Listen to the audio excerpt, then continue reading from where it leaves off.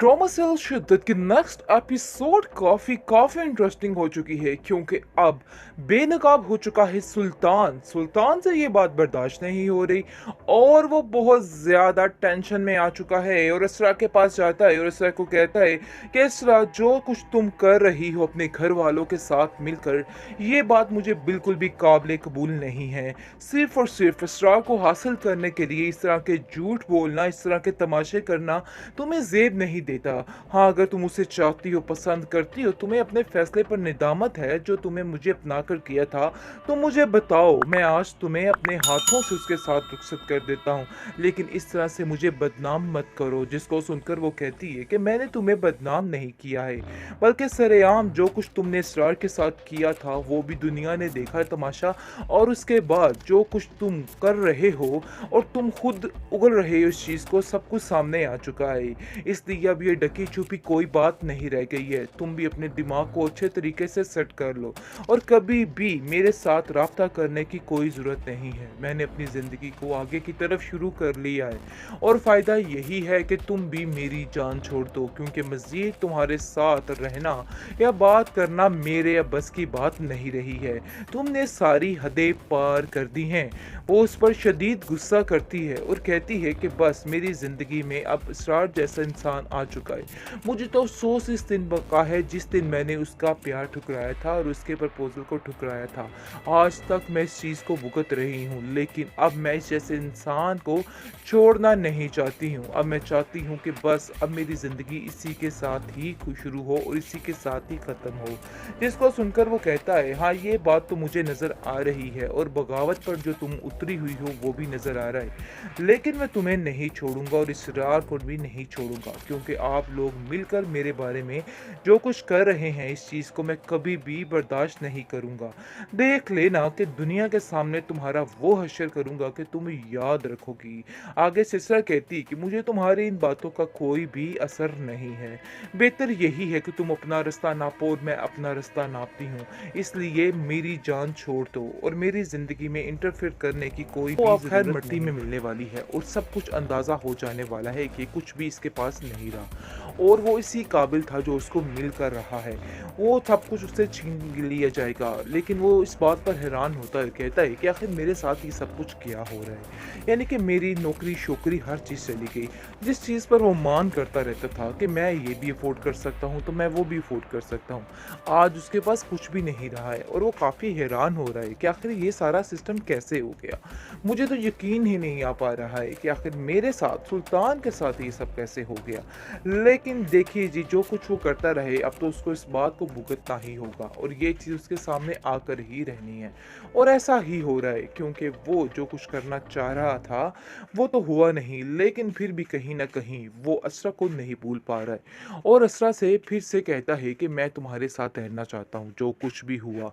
लेकिन आप देखेंगे कि असरा कहती है कि तुम्हारी ये वीडियोस देखने के बाद तो बिल्कुल भी सवाल ही पैदा नहीं होता कि तुम्हारे साथ रहा जाए। इसलिए बेहतर यही है कि जितनी जल्दी हो सके खुद अपने मुंह से इस चीज़ का इजहार कर लो कि तुमने सब कुछ किया है, क्योंकि अब मैं चाहती हूँ कि तुम्हारा असल चेहरा दुनिया के सामने बेनकाब हो, ताकि तुम्हारी ये असलियत दुनिया के सामने खुले। खुल तो काफ़ी कुछ किया है, लेकिन मज़ीद भी मैं सब कुछ सबके सामने लेके आना चाहती हूँ, ताकि हर चीज़ मरिया मेट हो जाए और सबको पता चल जाए कि क्या हो रहा है। खैर, अब देखेंगे कि बहुत ही परेशानी का आलम है सुल्तान के लिए, क्योंकि वो असरा को खोना भी नहीं चाहता है, लेकिन उसके हाथ से सब कुछ जा रहा है और चला गया है, इस चीज़ का अंदाज़ा अब उसको हो चुका है। ट्रॉमासल शिद्दत के इस एपिसोड में आप देखेंगे कि असरा कहती है कि आज मुझे दिली सुकून मिला है, क्योंकि सुल्तान की असलियत जो है खुल के सामने आ चुकी है। उसकी माँ कहती है कि आखिर सुल्तान ऐसा कैसे झूठ बोल सकता है।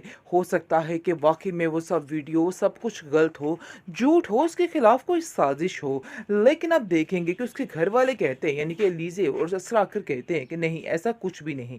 सुल्तान अपने झूठ की खातिर कुछ भी कर सकता है और अपने आप को सच्चा दिखाने के लिए कुछ भी करने को तैयार हो जाता है। और वो कहती है अपनी माँ से कि मैं उसको बड़े अच्छे तरीके से जानती हूँ, उसने जिस तरीके से सारे काम किए हैं वो भी मैं बखूबी जानती हूँ, इसलिए वो किसी हद तक भी जा सकता है। इसलिए अपने दिल में उसके बारे में कुछ भी ऐसी बात मत रखिएगा। ये सब कुछ उसने किया होगा, लेकिन जो भी है ये सब हकीकत है, मुझे इस चीज़ का यकीन है। जिसको सुनकर वो कहती है कि बेटा, मुझे अफसोस तो इस बात का है कि अब मैं किसी भी तरह तुम्हें उसके साथ नहीं भेज सकती। तुम्हारे और उसके रास्ते अब अलहदा होने ही चाहिए। लेकिन जी बात तय हो जाती है और बहुत ज़्यादा उम्मीद दिलाई जाती है कि अब असरा को उसके साथ मज़ीद नहीं रहना पड़ेगा। सारा कुछ यहीं पे ख़त्म हो जाएगा। क्योंकि ये जो मामला हुआ है सुल्तान वाला, इसने सब कुछ ठीक कर दिया है और सबकी आँखें खोल के रख दी हैं। क्योंकि जैसे ही ये मामला, ये केस आगे बढ़ता है तो वाक़ई में यही साबित होता है कि नहीं, ये सुल्तान इस काबिल नहीं है कि इसके साथ असरा को रहने दिया जाए।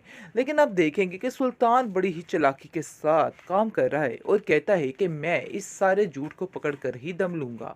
क्योंकि वो तो जानता है कि उसके साथ ये सब खेल हुआ है। जो खेल वो दुनिया के साथ खेलता रहा, जो खेल दुनिया को तमाशा कराने के लिए करता रहा, वो आज उसके साथ ही हो गया और खुद ही वो दुनिया का तमाशा बन के रह चुका है। हर कोई उसको बड़े ही हकारत की नज़र से देख रहा है और हर कोई उसको बड़े ही अजीब नज़र से देख रहा है। खैर, अब देखेंगे कि अपने हाथों से वो खुद ही लुटने वाला है, उसके हाथ से हर चीज़ जाने वाली है।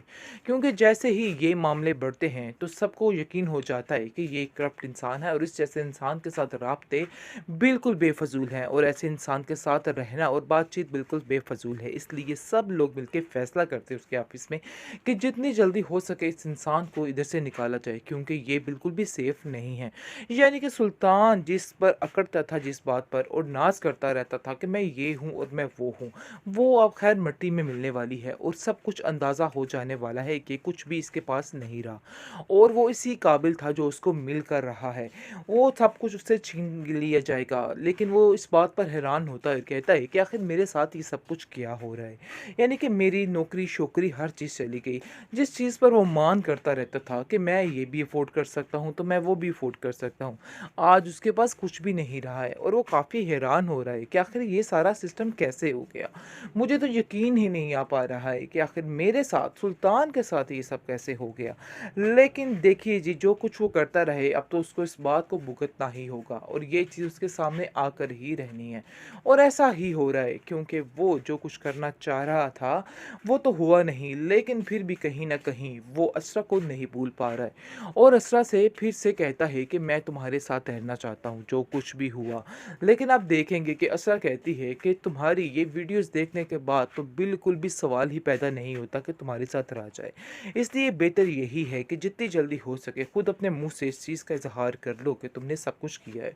क्योंकि अब मैं चाहती हूँ कि तुम्हारा असल चेहरा दुनिया के सामने बेनकाब हो, ताकि तुम्हारी ये असलियत दुनिया के सामने खुले।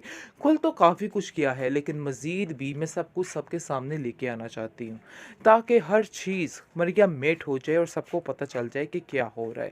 खैर, अब देखेंगे कि बहुत ही परेशानी का आलम है सुल्तान के लिए, क्योंकि वो असरा को खोना भी नहीं चाहता है, लेकिन उसके हाथ से सब कुछ जा रहा है और चला गया है। इस चीज़ का अंदाज़ा अब उसको हो चुका है।